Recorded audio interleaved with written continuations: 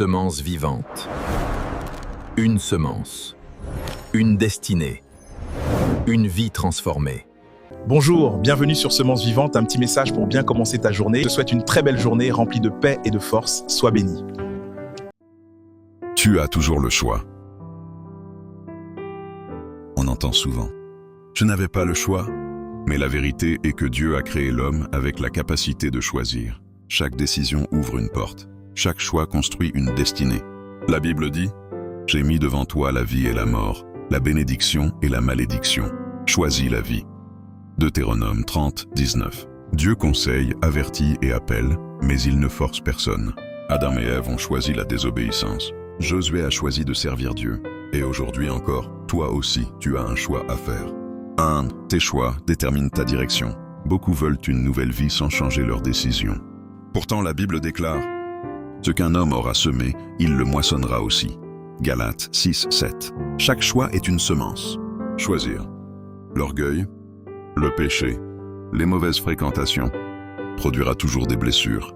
Mais choisir. La prière, l'obéissance, la fidélité ouvrira les portes de la bénédiction.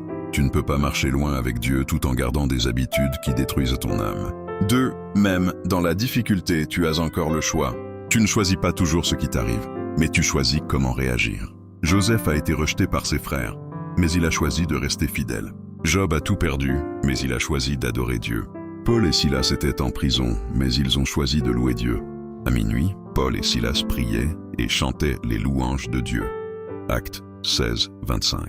Le combat ne doit pas contrôler ton cœur. Même dans la douleur, tu peux choisir la foi plutôt que le découragement. 3. Le plus grand choix, suivre Jésus. Le choix le plus important n'est pas l'argent, le travail ou la position sociale. Le plus grand choix est « Qui dirige ma vie ?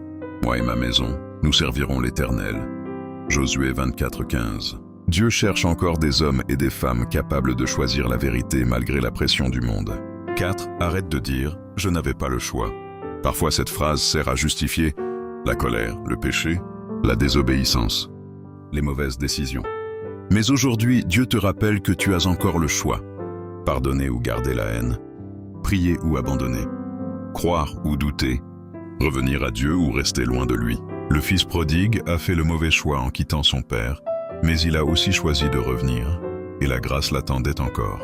Tu n'es pas seulement le produit de ce que les autres t'ont fait, tu es aussi le résultat des décisions que tu prends chaque jour.